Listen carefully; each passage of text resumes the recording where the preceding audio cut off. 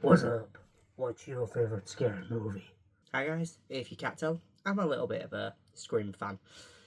Today we're going to be breaking down the official trailer for Scream 7 and looking in detail at all 131 shots, including the ending title card of the trailer. So, first of all, let's give it a watch, let's see what we think of it, and then let's break it down shot by shot. We need all the juicy gossip that we can get from this trailer, because we need to try and piece out who is behind the mask. This is it. Can't believe we're staying at the Psycho Killer B&B. Oh, that's so cool. It's a motion detector.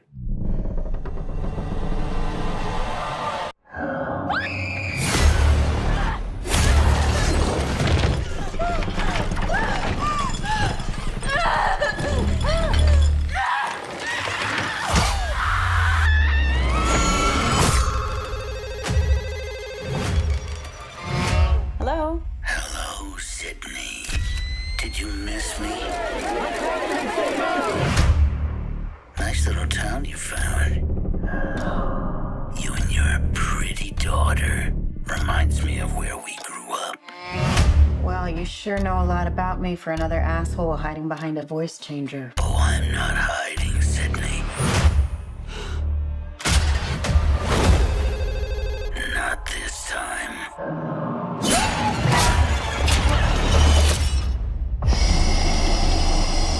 Down to the end.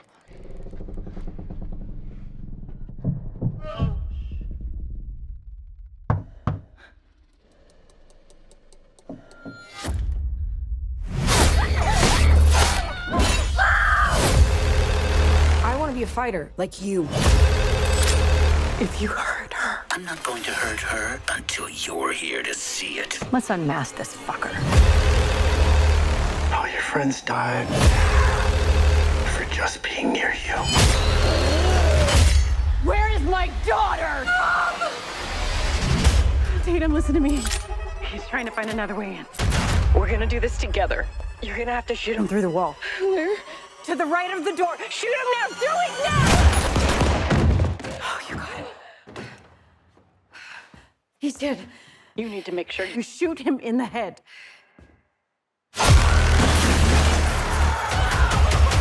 I'm gonna burn it all down. Mother!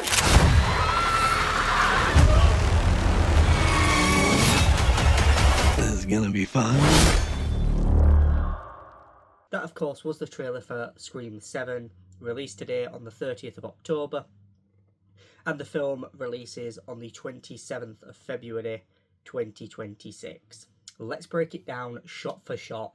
There are 131 shots in this trailer, and it has taken me about 3 hours to watch the trailer shot for shot, break it down, and work out what is going on. So, let's break down the Scream 7 official trailer.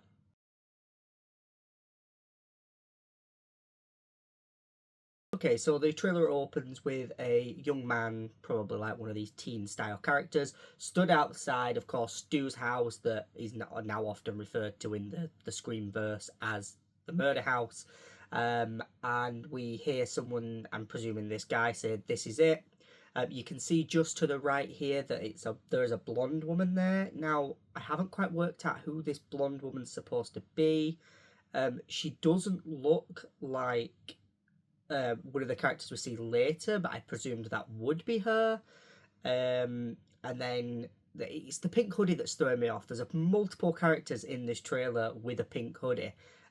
Maybe pink hoodie is the new plaid, and if they're wearing a pink hoodie, they're a killer. I don't know.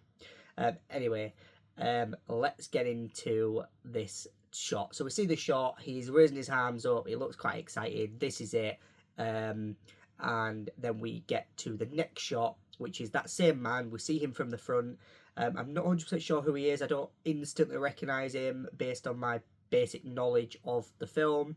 I'll put the actor's name on the screen for you, so that you kind of have an idea of who I'm talking about. But he enters the house, and we can see that this is obviously the door that is iconic within the Scream franchise now. Of course, it's where Stu and Billy in the kind of are stood at the sort of house party at the end of the original Scream film.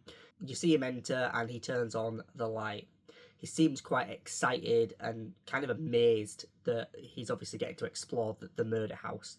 We then get a slightly high angle of them entering, and we actually see the girl that was in the pink hoodie, who was just on the right of the first shot, entering, and we can see that there are several body outlines on the floor where the previous victims and killers have died. Obviously, we can see where their knives would have been in their hands. I haven't trawled through the rest of the Scream films to try and work out who's supposed to be who. I'm sure there's plenty of videos out there that do go into that. Then we get to the fourth shot of the trailer, and it's a behind shot of the girl in pink. She enters the house, and she says, "I can't believe we're stopping at Psycho Killer B&B." Based on what we see in the trailer, it does seem like this house is now being rented out as part of a sort of exhibition, and I'm sure a lot of Scream fans turn up to the actual location and look at this kind of thing as well. So you can understand how in this Scream universe, this Ghostface killer's obviously gained a bit of traction, gained a bit of fame. Obviously, the in Screamverse stab films obviously didn't help with that. So we see her enter, we hear her say, "I can't believe we're stopping at the Psycho Killer B&B." And shot 5, we then see the man who we've seen multiple times in these past few shots. He lays in one of the crime scene sort of body markings, and sort of lays like he's going to take a selfie, putting his phone in the air, and the girl in pink kind of crosses the shot as if she's kind of walking over to somewhere else. And we then see shot 6 is the man in the body again from a slightly higher angle, and he kind of turns his head to the side and is like, makes like a fake death sound, and there's like a pool of blood by his neck. Not sure where the blood's come from, not sure if he's put it there for the sake of the selfie, or if it's just part of the immersive experience of stopping in Psycho Killer B&B. We then have shot 7 where we see the girl in the pink hoodie as she enters the living room, which of course was the same room in which they all watched the Halloween film, the film Halloween in the 96 original Scream film. And of course, that's also where Stu died with the TV on his head, or Stu was finished in the first film, if you believe he's dead or not. Depends which kind of a fan you are.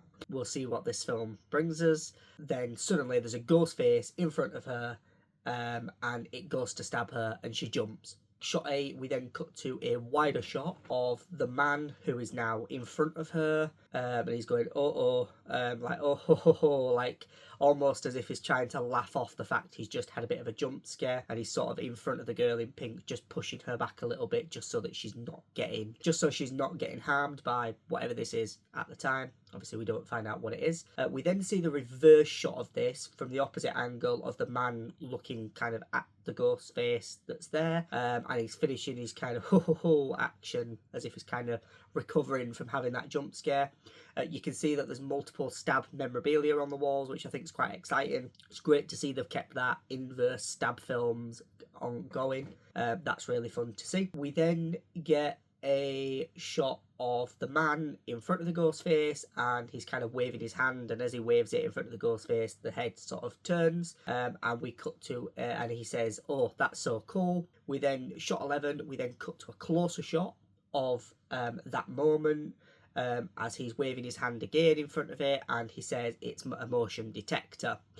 So obviously this is some other kind of stab film memorabilia of Ghostface. This does feel like this is going to be used as a hiding spot for the actual Ghostface later at some point in the film. I feel like this would be a very, like, he'd replace it, they'd think it's not actually him and it's the detector, the motion detector, and then actually Ghostface does later just jump out and spring from that spot and do some killing. So shot 11, we then see the girl stood looking at the motion detector. She's kind of stood opposite. I don't think this is like after the previous shots we've just seen with the man kind of waving at the motion detector. Only reason being is because she should be able to see him as he was kind of stood where she stood. But what we do see is that in the background of the shot, there is it's quite dark, and we see Ghostface, and we see that Ghostface creeps up from the darkness behind her, and we cut to black.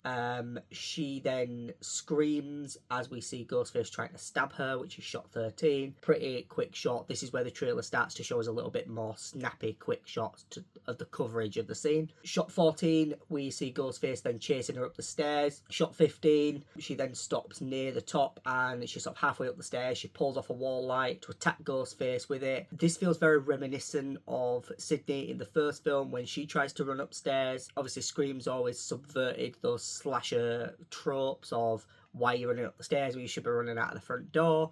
Obviously, in Scream, they do run upstairs, they pull off a wall light, they whack Ghostface with it, and ultimately that leads to the next shot in this trailer, shot 16, where the girl is then thrown over the banister, whether it's because Ghostface has reacted to that whack with the wall light, or if it's the explosive spark that goes off, or whatever happens. She's thrown off the banister, she grabs the chandelier above the sort of hallway entrance, and it just appears to be a few moments after the previous shot, but it's definitely not directly after, because they've moved positions from sort of on the middle of the stairs, sort of like a stopping point, to the top of the stairs. So it's definitely not directly after the last shot, but it's definitely maybe a couple of shots after. And of course, like I say, she grabs the chandelier in the shot. We then go to shot 17, which is a slightly lower angle. We see the girl hanging on the chandelier. We see Ghostface fall. We then get shot 18, which is Ghostface hitting the floor from the fall, which is a slightly higher angle. Shot 19, which is a low angle of the girl still hanging on the chandelier. Again, I'm not sure who this girl's supposed to be. I thought she was a character we see later on in the trailer, but I couldn't work out if it was the same person or not. Perhaps it is. Perhaps I'm just not correlating the fact they've got the same face. We'll talk about my thoughts on this moment of the trailer after I've kind of broke that little bit down. In shot 19, she's still hanging from the chandelier. By shot 20, she's then trying to swing herself towards the banister. We then get shot 21, where she sort of puts her leg over the banister, trying to pull herself over. We get shot 22, where we see her trying to struggle to pull herself over the balcony. She dangles. We can see that there's sort of a little bit of her face is cut, so at some point she must get hit. Within this struggle, she seems like she's in a bit of a pain, trying to struggle to get back over the banister. I don't know if maybe the cuts on the face are actually from the wall, like sparks when she pulled the wall light off or not. I don't know. But she seems to have some cuts on her face, so she must get injured at some point during this climactic moment. Shot 23, we then get a high angle, and we see that she's still trying to get back on the balcony, and we can see that Ghostface is laid directly below her on their front from the fall from the banister, presumably knocked out. We then get shot 24, where she tries to swing again, and she screams, and the camera pans up towards the chandeliers fixing on the ceiling. We then see shot 25, the girl's feet. It's a close-up.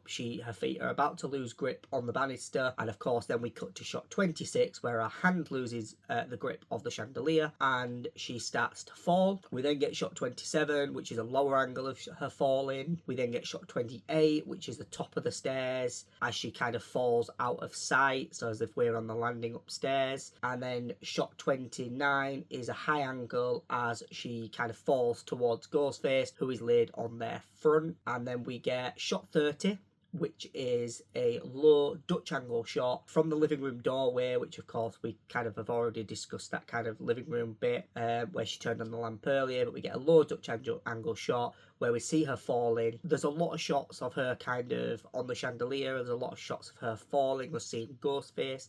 This is the kind of camera angle coverage that you'd use as a director or as an editor to really make her fall seem a little bit more dramatic, a little bit longer. It helps keep that tension within those moments of the scene. We then move to shot 31, which is a high angle shot, and we see Ghostface rolls over, knife in hand, pointed upwards. The camera pushes in as if we are her that's falling, and almost as if the camera is about to be stabbed by Ghostface. Shot 32 is the Paramount logo, and we hear that very classic Scream 1980s sort of ringing sound, which is my ringtone. We sort of see that, and shot 33 is the Spyglass logo, and the ringing continues. That opening moment of the trailer feels very opening moments of a Scream film.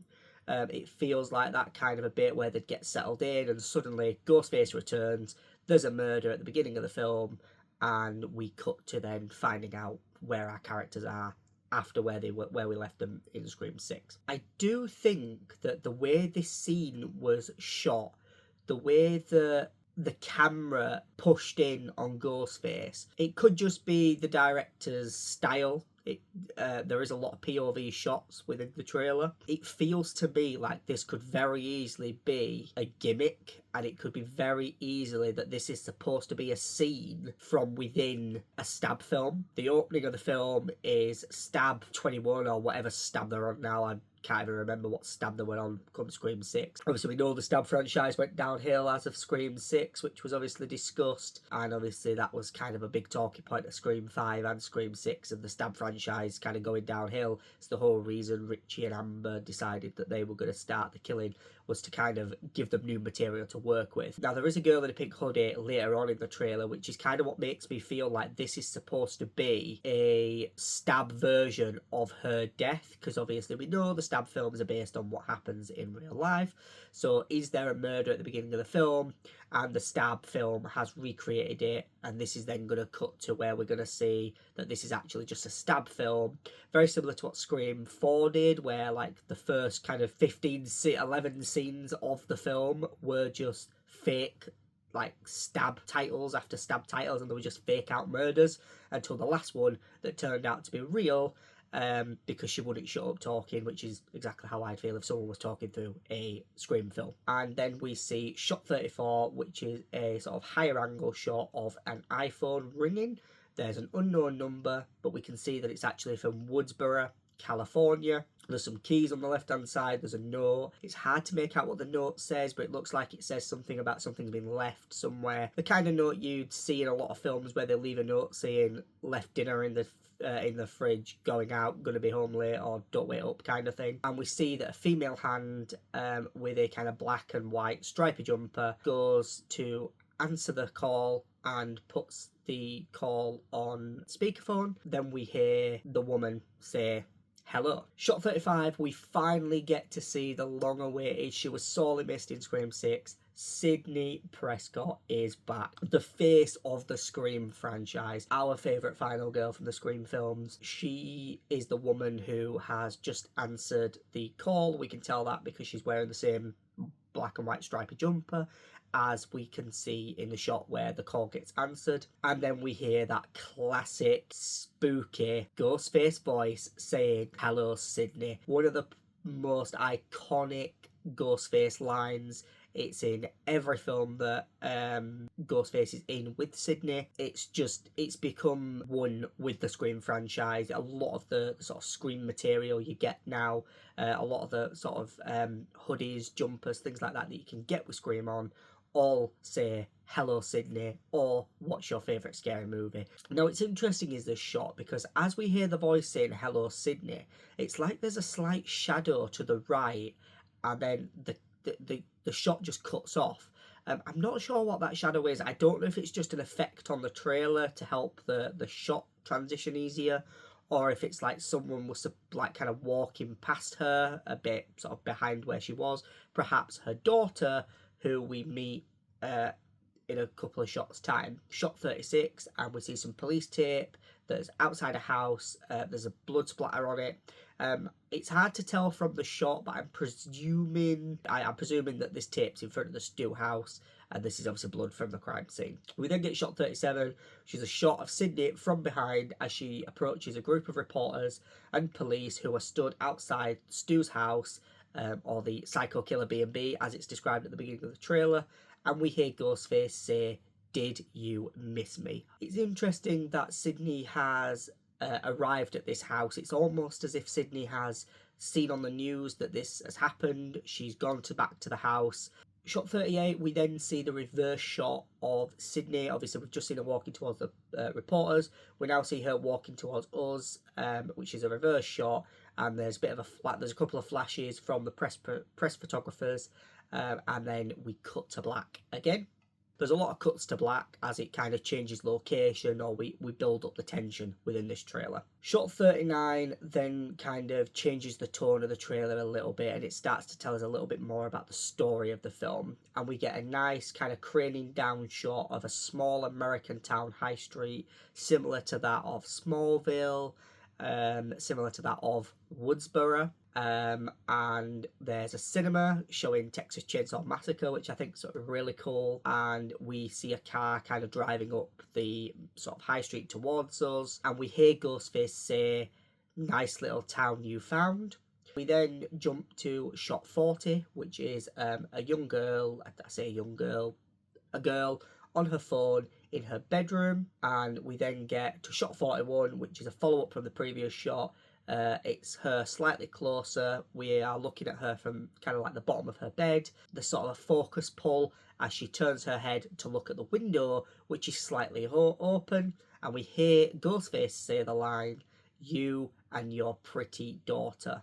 So what we now know is that Sidney has a daughter. We do find out her name later on in the trailer, which is, her daughter is played by an actress called Isabel May, and her character is called Tatum, which I think is such a beautiful way of honouring Tatum from the original Scream film. So that's really good to see. Of course, Sidney would have called her daughter Tatum.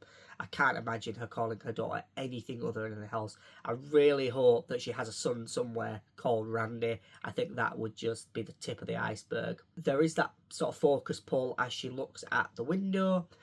Now, the girl in pink at the beginning of the film, I thought was going to be this girl who we see is Isabel May, who is her daughter. Now, the outfits match, but the face didn't quite match. So unless this is supposed to be her younger, I'm not 100% sure what's going on. Maybe I'm totally wrong. Maybe it is the same person and I'm just not seeing it. There's just seems to be a big difference.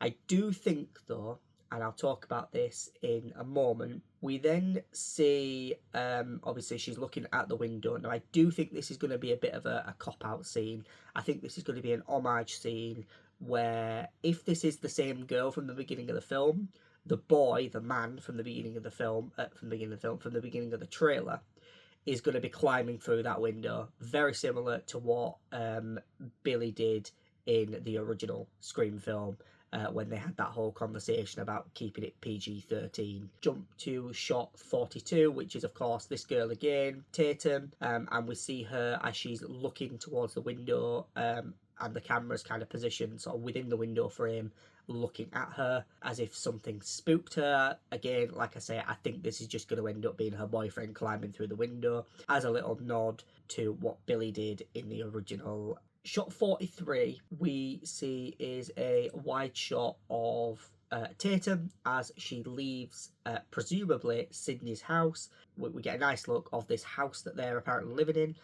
The house feels very reminiscent of those kind of ones that you would have seen in those classic slashers like Halloween, Nightmare on Elm Street, those classic Wes Craven slashers.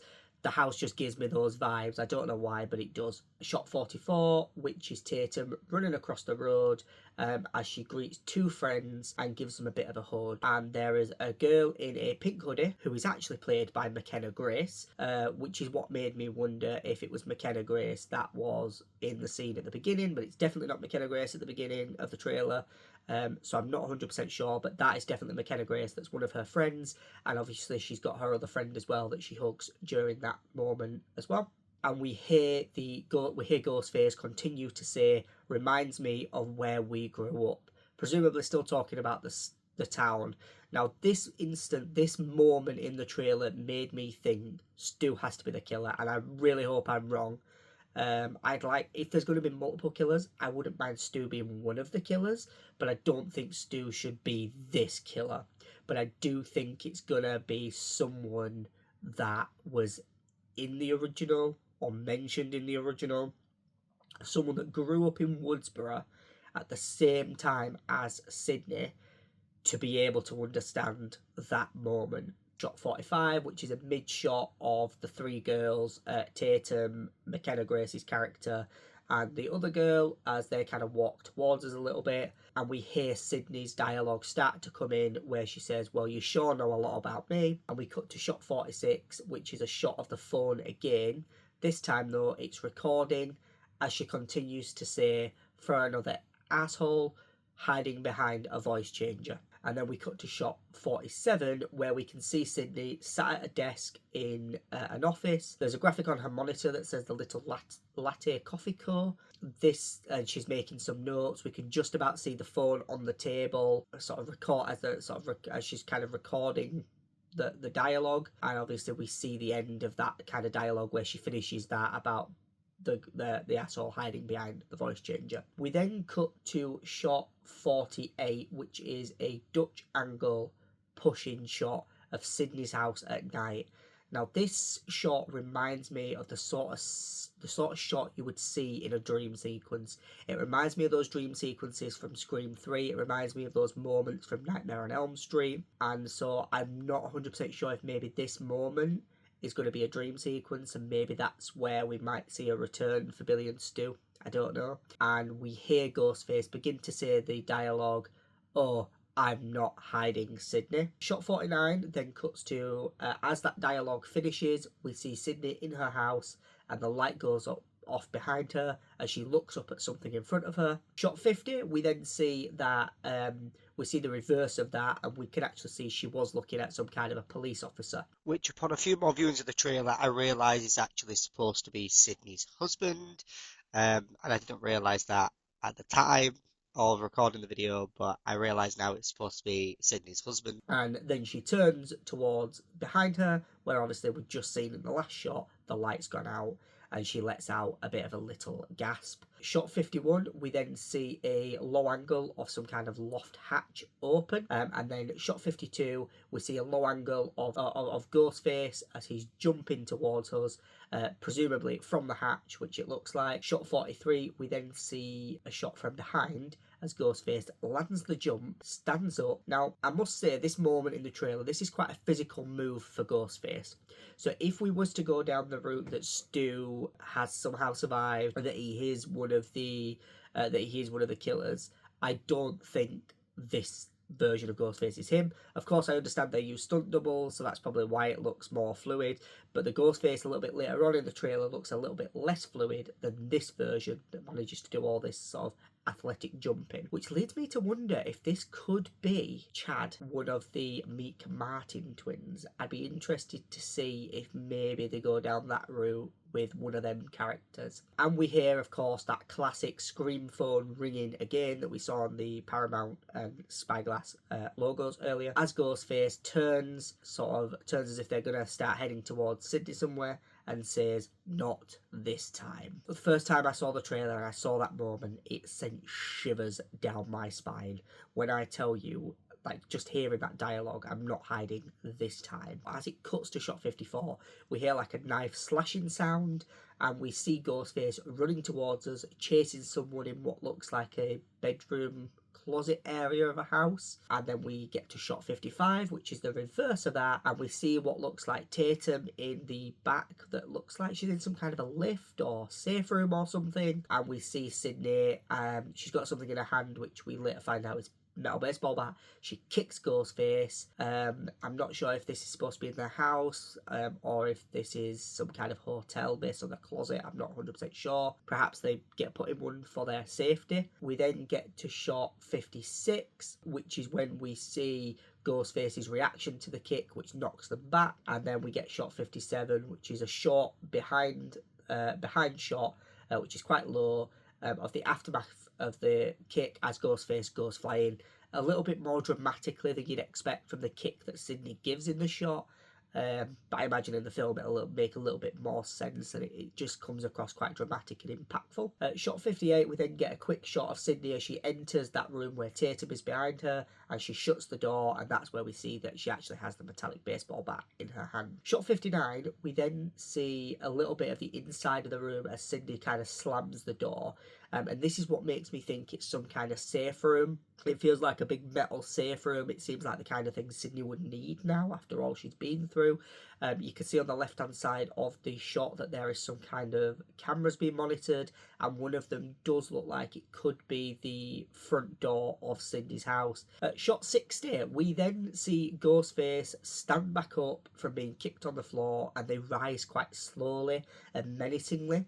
And that's what I was talking about when I said the Ghostface jumping from the hatch and the Ghostface we see later seems different, because this one seems a little bit slower, a little bit older perhaps, whereas the one that was doing the athletic jumps seems a little bit younger. So maybe we're about to see Stu and his son team up to take Sidney down.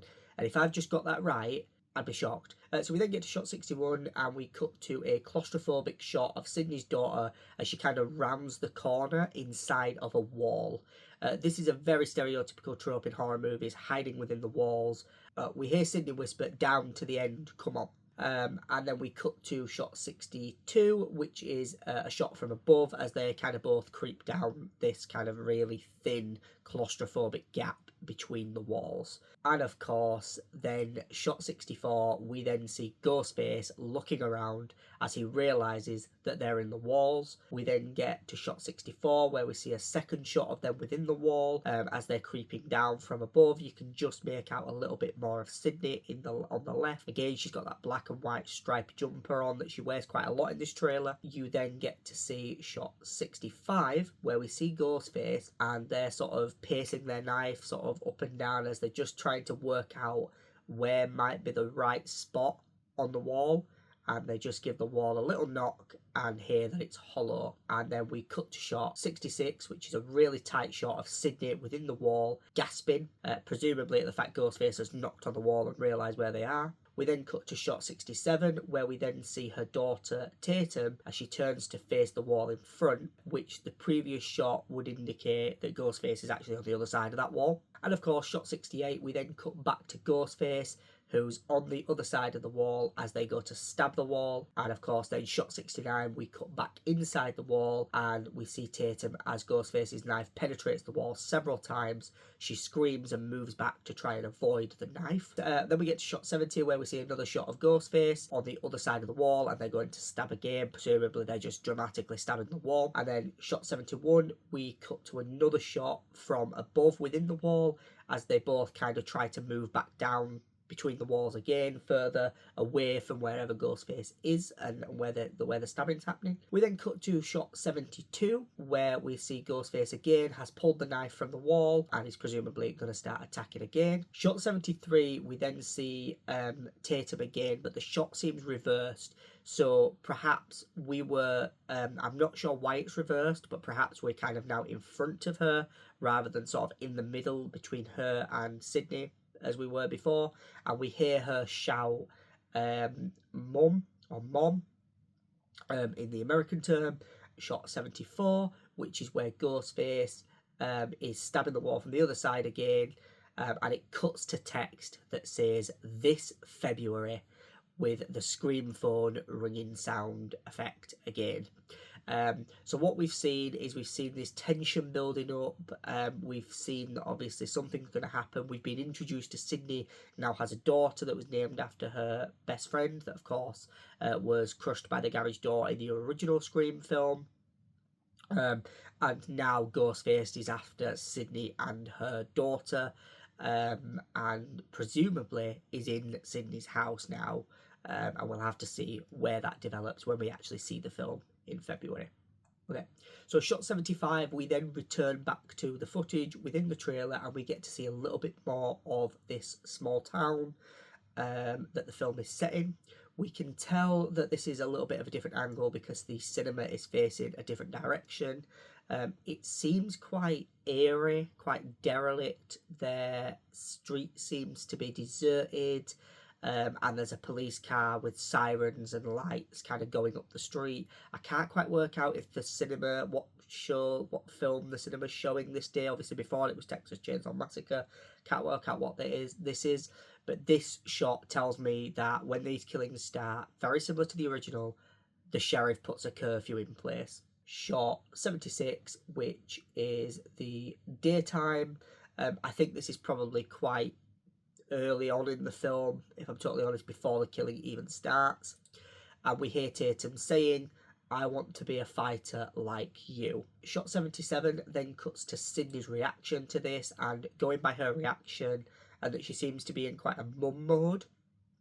It seems like it's earlier in the film, perhaps just before we see Tatum leaving the house earlier on in the trailer, and I reckon this is probably before everything starts to kick off. We, of course, get Sidney's reaction in shot 77, and then shot 78, we then get the classic look of Sidney, very iconic moment, barging through a door. We then get shot 79, where we see a shot of Tatum as she jumps out of a car, and she sort of sets off running.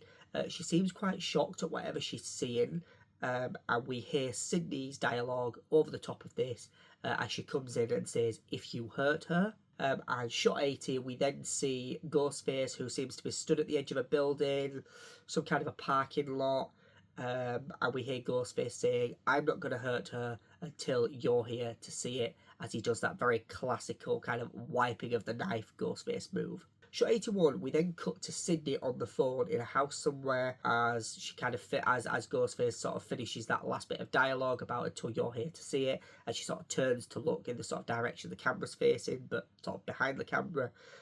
Not sure who she's on the phone to, perhaps Ghostface, perhaps she's on the phone to the police, someone, not sure. I reckon this is from a different moment in the film to the moment where Ghostface is delivering that dialogue. If I'm totally honest, that's just what the trailer's suggesting to me, and it wants to gaslight us to believe this is happening at the same time. Shot 82, and Gale Weathers is back. We see Gale, she gets out of a car, she's looking ready to bring Ghostface down, and it looks like just getting out of the back of the car is Chad Meeks Martin, which is obviously one of the Meeks Martin twins from Scream 5 and 6. We then get to see shot 83, which is Gale and Sidney face to face for the first time since Scream 5. We notice that Sidney is back in the black and white stripy jumper, so this seems to be quite early on in the film. She seems to wear this jumper a lot, so whether this is after that sort of moment's happened inside the wall or before it, I don't know. And Gale says, "Let's unmask this fucker." Shot 84, we then get a shot of the Meeks Martin twins as we obviously saw them in Scream 5 and 6. They're sat in some kind of a bar, and they're kind of looking up as if they're looking at some kind of a news. I know that in a lot of these kind of American diner bars, if you've seen things like Supernatural, you'll see that often the news TV is on some kind of a stand somewhere above the bar, and that's where they'll watch it from. So it looks like, judging by their reactions, they've seen some news. Perhaps they've heard about the killings at the Stu house from earlier on in the trailer. Perhaps there's some kind of other news that's on there, but it's probably that they're seeing Gale Weathers reporting something about it. I'd probably like to predict that that's probably what they're going to be doing. Shot 85, we then cut to a dim lit shot of Ghostface in some kind of corridor lurking. This shot's giving me kind of like Final Confrontation unmasking vibes, but I don't think it is. I think this is just all taking place within a cafe or within this bar, and this is just kind of behind the bar, sort of the storage area sort of thing. Possibly moments after that shot where we saw Ghostface in the parking lot wiping the knife, but we'd have to see. But it's quite a creepy shot. I think it looks epic. And then we cut to shot 86 where we see some kind of like barmaid or some kind of worker hidden behind the bar. But what you can see is as the camera kind of pans up a little bit, you can see Ghostface just in the top left corner as they start to search for whoever's in the building. And we hear Ghostface say, "All your friends die." We then cut to shot 87, which is what looks to be like in the back of this restaurant bar place. It's some kind of kitchen preparation area. There's fridges, there's like food prep areas. And we see Mindy Meeks Martin, Chad's sister, who essentially attacks Ghostface. Shot 88 is then the reverse of that, where we sort of see Ghostface almost like after that attack, and Mindy looking like she's kind of ready to attack again, but Ghostface looks like he's about to give her an hiding as well, and like really kind of maybe stab her. We then cut to shot 89, where we see Chad looking down. It's a bit of a dark shot, and he looks like he's got blood on him. Either he's sort of been with someone that's just been stabbed, or he's been stabbed for the 600 millionth time in the Scream franchise. and we hear Ghostface continue his dialogue. For just being near you. And if you listen closer to that dialogue, this must be haunting for Sidney, because that is actually David Arquette's voice. That is Dewey telling Sidney that her friends die just for being near her. So that must be absolutely harrowing for her to hear that. But not the most original thing in the Scream franchise, as it's very similar to what Ghostface was doing in Scream 3. We then cut to shot 90, where we see her husband, the one that Sidney was talking to earlier when she looked behind, and he's kind of like kneeling down. He's got a bit of a cut on his eye. This moment feels like it's trying to set him up as a suspect, but I think he's just going to end up being a red herring. He doesn't seem like an impact. He's not in the trailer enough to be an important character in the film. I think it'll be very much like the original Scream, where he's like the sheriff, or he's going to be like the new sort of Dewey character, but this one will probably, highly likely, he's getting killed off, and we'll see that in a few shots time. We then, shot 91, we then see that same police officer walking towards us. Ghostface tackles him from the left with some kind of like plastic sheet at the side, and it kind of engulfs this police officer as they kind of fall down to the floor. Shot 92, we then see a slight side angle of this kind of brief struggle between Ghostface and this police officer wrapped in this plastic sheet. And shot 93 is where we really see the gruesomeness of this Scream film. It's a close-up of the police officer. His face is wrapped in that plastic. He's screaming, and sort of blood squirts up towards his face area, presumably because Ghostface has just stabbed him. Shot 94 is then, it's interesting because this switches to a bit of a POV angle of the police officer. It's almost like we're within the plastic sheet. There's sort of Ghostface sort of stabs and slashes again, and we sort of see that the plastic cover sort of becomes more smudged in blood. It's interesting. It makes the scene a little bit more brutal. It takes it to another level that Scream 5 and 6 didn't. So that's interesting to see how it's been done differently. We then cut to shot 95. We then get a shot of someone kind of running down the high street from quite a wide angle in this small town. I was trying to work out if this is Mindy. The hair looks like it could be Mindy, but I couldn't really tell. And we hear dialogue coming in as Sidney begins to shout, "Where is my daughter?" And shot 96, we then cut to see the shot where that kind of dialogue continues, where we see Sidney as she's finishing that kind of "is my daughter" line. Shot 97, we then cut to where Tatum is having some kind of sort of a gasp reaction. She's got a gun in her hand, and she shouts, "Mum." I don't know if maybe she's found a friend's body or something. Perhaps that's what she's done. She gasps like she's discovered a body or something. And then we get to shot 98, which is when Sidney runs down the street. She's got her phone. I thought at first she was trying to call someone, like maybe Tatum, but it becomes evidence from shot 99. We see that actually she's watching some CCTV footage of Ghostface in some kind of cafe. And we then cut to shot 100, where we see Sidney saying, "Tatum, listen to me." Shot 101, we then cut to seeing Tatum as she's raising her gun to point it, and we hear Sidney say he's trying to find another way in. Shot 102, which is when we get another quick panning shot of kind of like a CCTV camera, possibly the one that Sidney in a minute watches Tatum, her daughter, from. Shot 103, we return to see Sidney's CCTV phone, and we see that actually this time Ghostface has moved from where they were before to a different area. Shot 104, which is back to Tatum as she's sort of waving the gun around, similar to the way Sidney kind of enters enters a building, and we hear Sidney say, "We're going to do this together." Shot 105, we're really building this tension up now. We cut back to Sidney, who's looking at the CCTV on her phone. She switches it so that she can see from two camera point of views. We see that she's watching Ghostface at the top, and she can also see the room that her daughter Tatum is in, which I think is from the CCTV camera that we got the quick panning shot from. She tells her, "You're going to have to shoot him through the wall." I love the way they've incorporated modern technology into this. It feels a lot better than the way Scream 5 did it. It just feels like this is how Sidney would be. She would have that over-the-top security. She would have a safe room. She would have like dual CCTV cameras everywhere so that she could really keep an eye on things.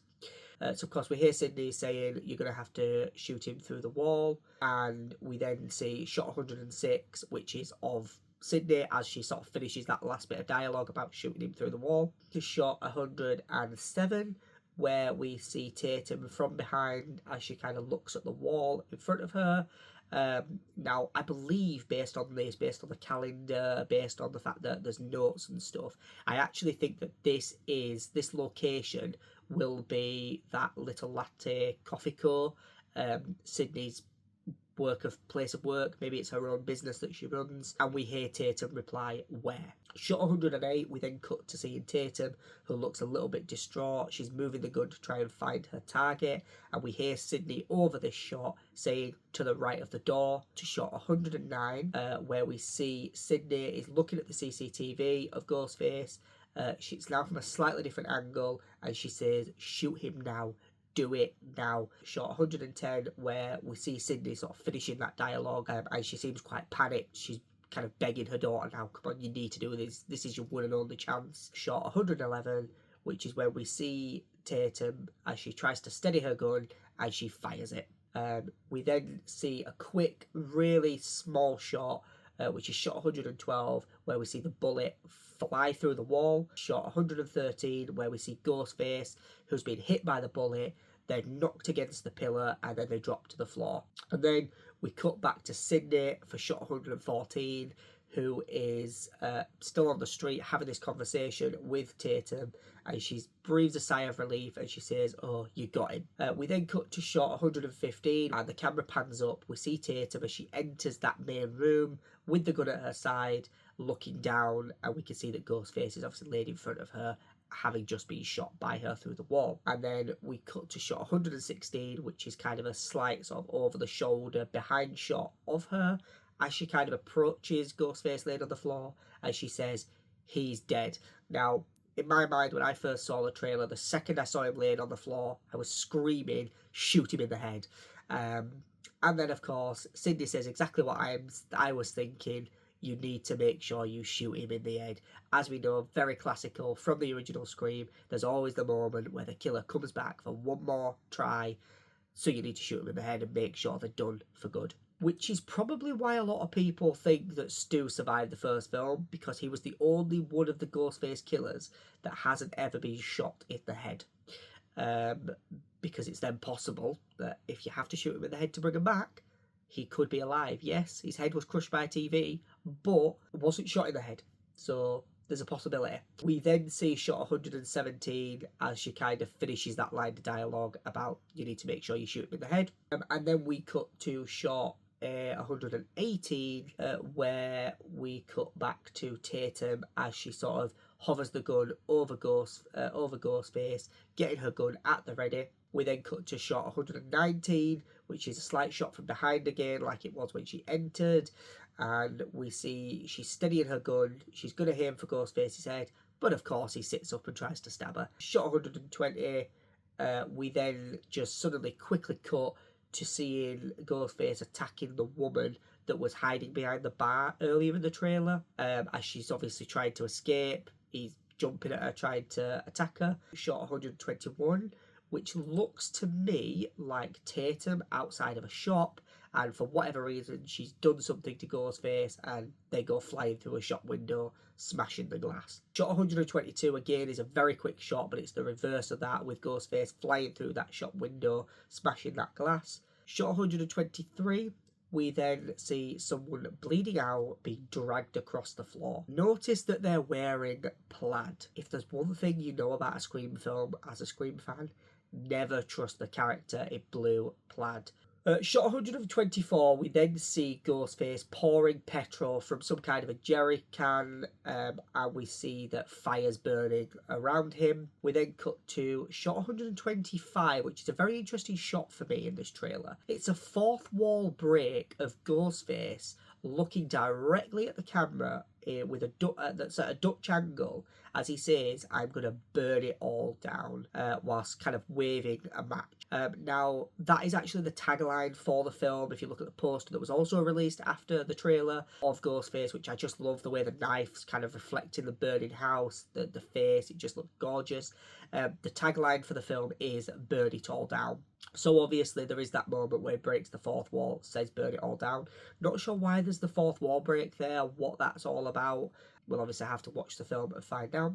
Shot 126, which is of Sidney as she kind of goes to say "mother and we cut to shot 127, which is a closer up shot as she kind of raises her gun. Again, she's got that black and white kind of stripy jumper on, and she raises her gun. She seems quite angry and upset in this moment. She fires the gun in this moment. So whatever's happened, I have a feeling this is a moment where someone that she's with gets killed, or someone that she's with gets attacked. And that's why she seems a bit upset and a bit distraught in that moment and a bit angry. We then cut to shot 128. We're back at the murder house, the psycho killer B&B, Stu Macher's house from the original Scream, and it is burning down. There is fire everywhere. The house is engulfed with flames. There's no coming back for that house, and we can see that Ghostface is just walking away from the building, and shot 129 is a little bit closer up on that moment, slightly lower, as we see Ghostface exiting the building and just kind of passing past the camera. Shot 130, we then get the title reveal, Scream 7, and then we and the text where it says Scream is slashed like with a knife through it, and then we hear a voice saying, "This is gonna be fun." Now, if you recognise that dialogue that is said by Stu in the original Scream film, and I believe if you listen closely to the trailer,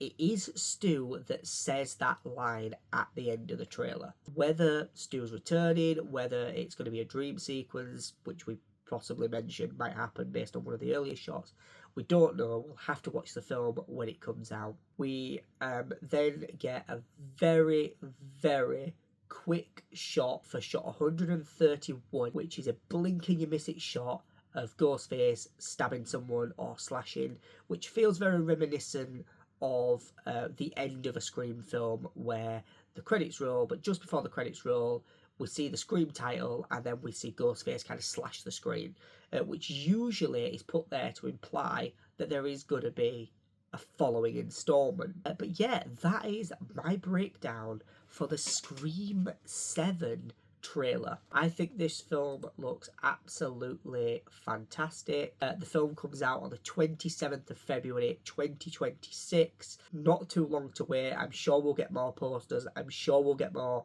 teasers before then. Although, to be fair, I wouldn't be disappointed if this is the only trailer we get, just because of the fact that the less footage we see, better, the more secrets they keep for the film. Brilliant trailer. It is going to be in Dolby Cinema. It is going to be in 4DX and large format. So I'll be interested to see what it looks like on the big screen. I'll definitely be going to see this on the 27th of February 2026. Regardless, even if they do a triple bill where you watch Scream 5, 6 and 7 back to back. I did that with Scream 6. I watched Scream 5 and 6 back to back at the cinema. It was a brilliant night. It was a great experience. I really wish to give you the memorabilia, like a Ghostface costume or something, or at least, like, we need popcorn buckets and stuff over here in the UK. Like, come on, let's champion it. Let's get those Ghostface merchandise over here.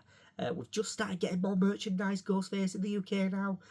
This hoodie is available at Primark. There's t-shirts at HMV with Ghostface on now. There's Ghostface stuff available at Primark, like I said. there's a lot more Ghostface stuff coming out, so Scream's definitely back in the public eye. But yeah, this is my breakdown of the official Scream 7 trailer. If you liked this breakdown and you thought it was in depth enough and you'd like to see more, then please leave a like and hit that subscribe button, and ring that notification bell so you never miss another video. I make all kinds of video, from things about Doctor Who to DC to Scream 7 breakdowns.